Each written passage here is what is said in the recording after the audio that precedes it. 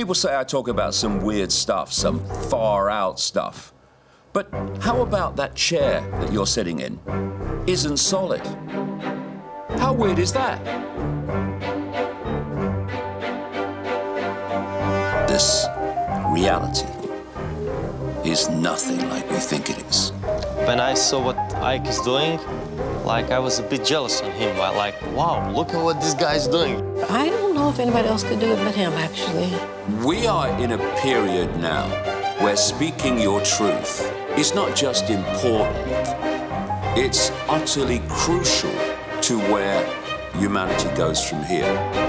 The world needs renegades, and it needs them now. Now, there's obviously a war going on here against alternative everything, not least alternative medicine and those who are challenging the vaccine propaganda. And here's a story from this week. Quack, quote, skeptic Stephen Barrett exposed as agent provocateur working to discredit natural medicine on Wikipedia. It says in this story, his is one of the first names that pops up when performing a Google search for pretty much any topic related to natural health and wellness. His infamous Quackwatch disinformation site masquerading as a fact-checking source, which is what all these fact-checking sources are. Exactly that. And which in actuality exists solely to disparage and, quote, debunk all healing modalities that challenge or in any way threaten the doctrines of conventional medicine, which is the big pharma cartel. But Stephen Barrett and his brigade of status quo medical skeptics are anything but honest and science-based. Barrett himself having recently been exposed as an agent provocateur who's been working on behalf of the big pharma deep state to taint the reputation of natural medicine, particularly on the fake news-driven Wikipedia website. Over the past year, Richard Gale and his team of sleuths from the Progressive Radio Network put many hours' worth of legwork into digging up every detail they could to find about Barrett and his fellow anti-truth cronies, as well as their ongoing collusion with Wikipedia.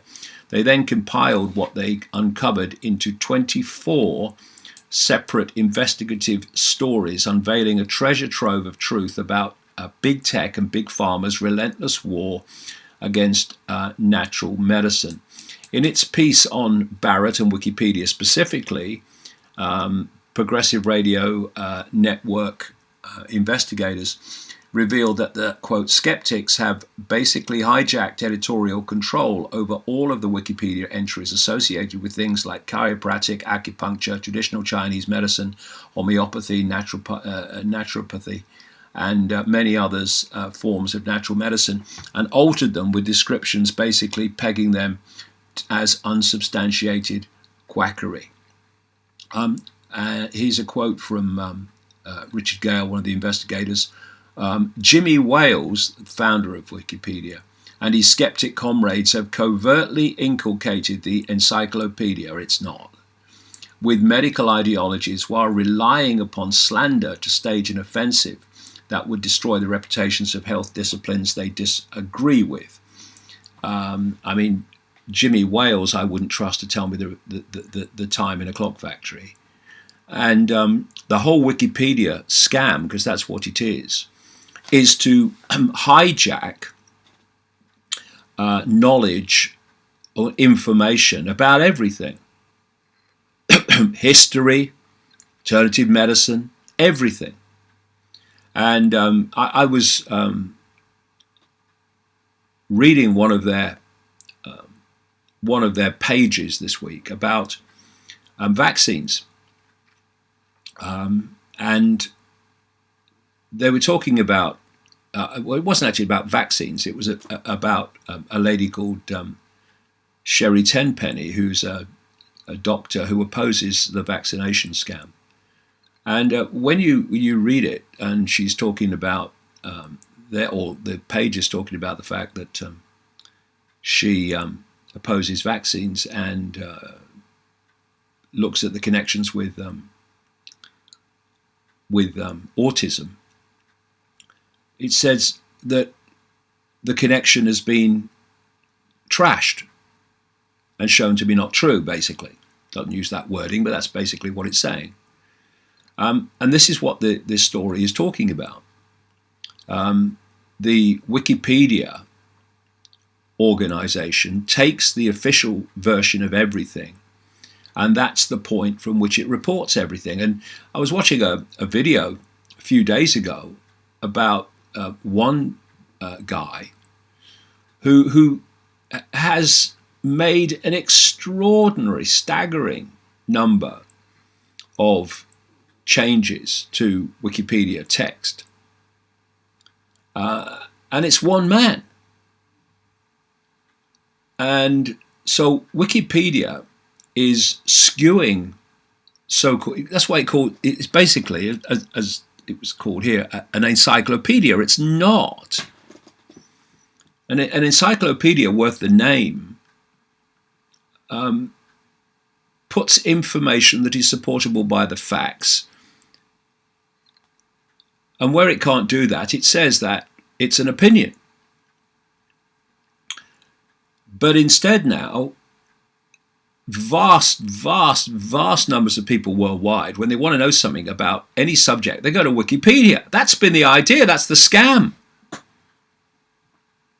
They've hijacked information, research information, in the same way that Amazon has hijacked retail and the book trade.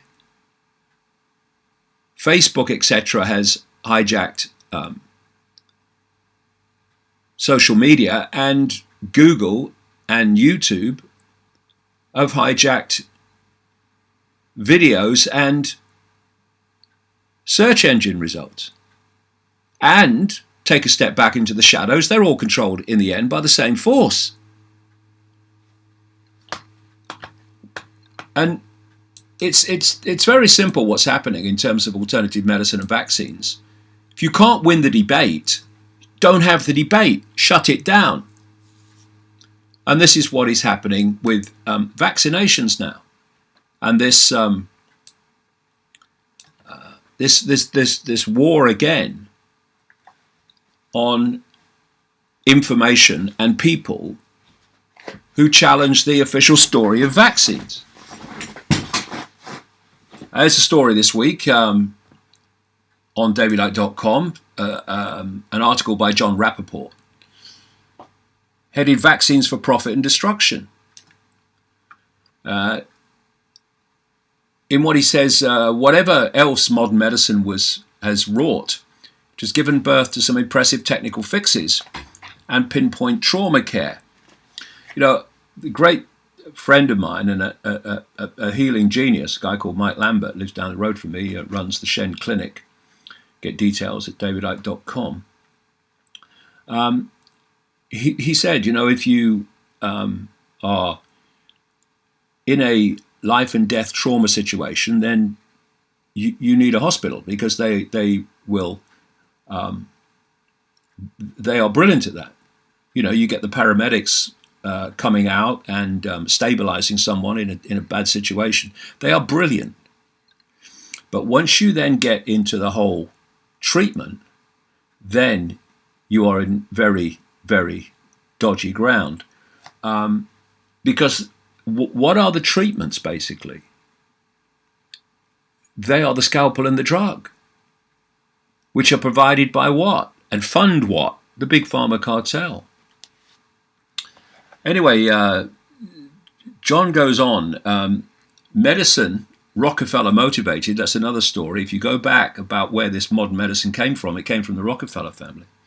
J.D. Rockefeller, the oil tycoon, makes disease and then treats what it has made. This is what vaccines are about. There is no other commercial operation on the planet that exceeds its reach or profit. Create an endless problem and then pretend to solve it. That's the secret mission. Make the solution a new problem, begging for more answers. That is the strategy. Reduce vitality and life force. That is the objective. Control of the disabled is far easier than control of the robustly healthy. And this is what is happening. I've done enormous amounts of research cumulatively over the years about vaccines. I've been doing some more this week, or probably the last week, as I bring an end or bring to a conclusion the new book that I've been writing, which will be out in the autumn, or the fall, as they you say in America, and it is extraordinary what is going on and what it's all about. You see, you've got vaccines absolutely deluging the immune system of babies, even babies and young children, while these immune systems are still developing, and completely kind of putting into their developing period this toxic shite, including things like aluminium, which is a brain suppressant. And of course, there are other consequences as well, but just look at that. Those immune systems will never be what they could otherwise have been. And what does that allow? That allows more disease. What does more disease attract? More treatment. You know, we are developing a deeply sick young generation compared with what's gone before. And vaccines are the very foundation of it.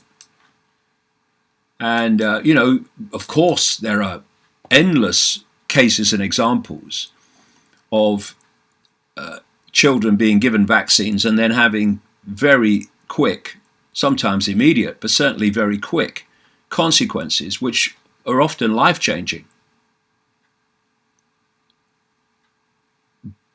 But what about all the things that happen ongoing in their lives that are not, on the face of it, connected to vaccines?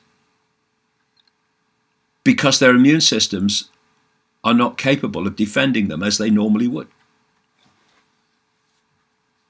And again, immune system doesn't work properly, you get more disease, more treatment, more profits, and also control. For what John Rappaport said there, it's easier to control sick people than well people. Of course sick people, it has an effect psychologically as well as physically.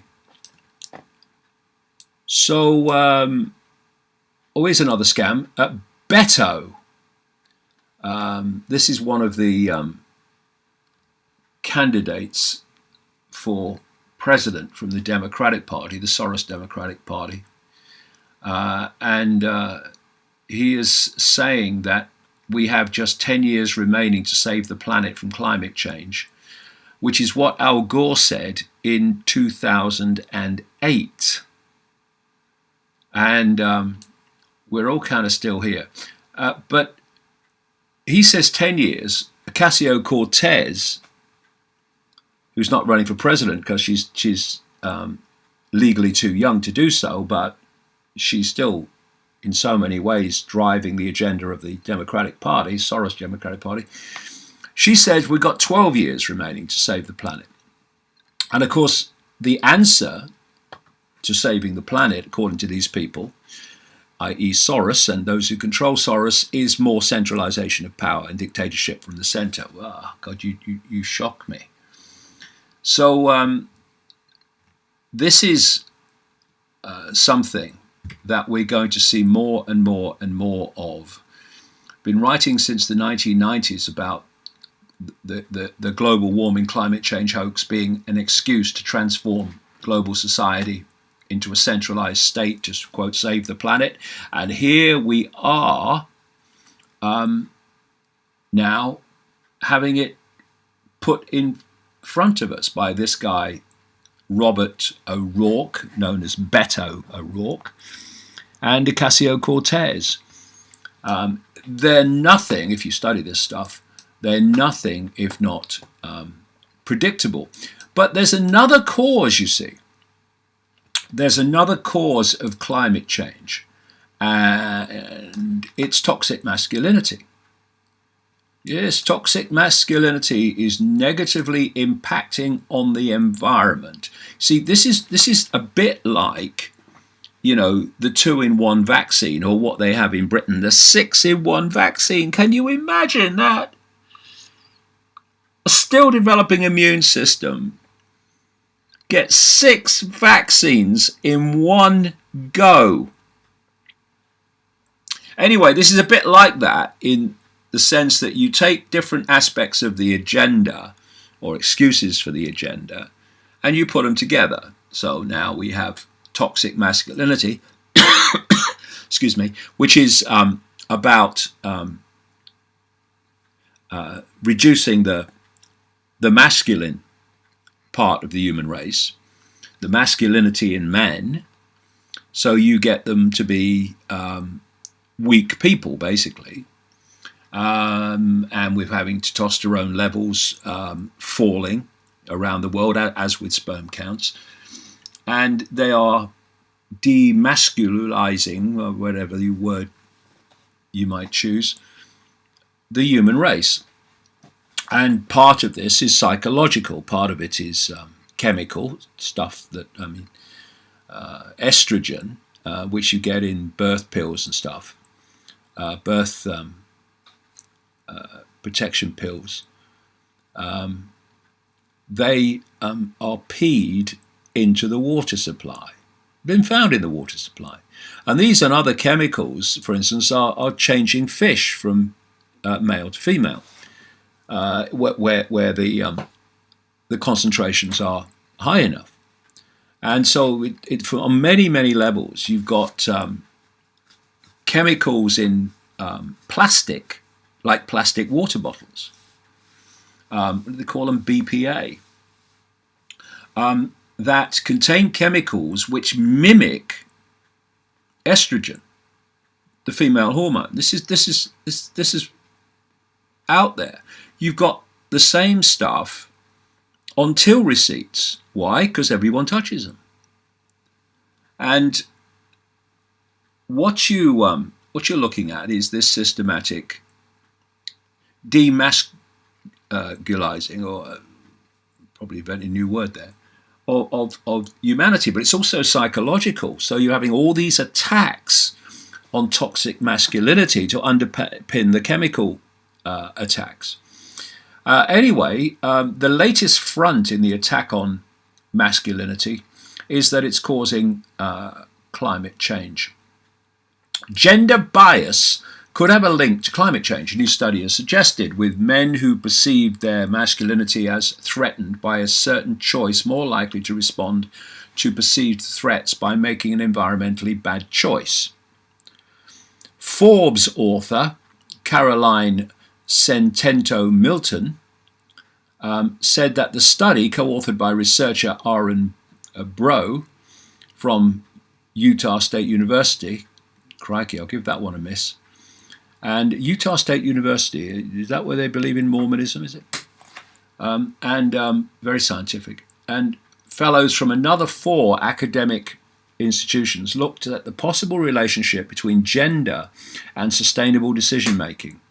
The researchers conducted 7 experiments involving more than 2,000 participants and found that the environmentally responsible behavior, i.e. believing in climate change caused by human activity, tended to be perceived as more feminine by both those who engaged in it and those who observed it.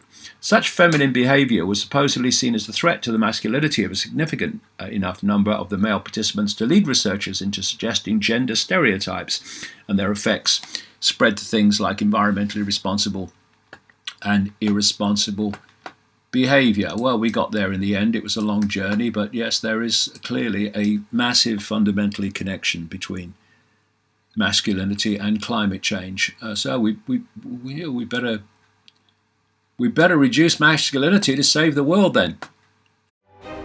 The world needs renegades, and it needs them now.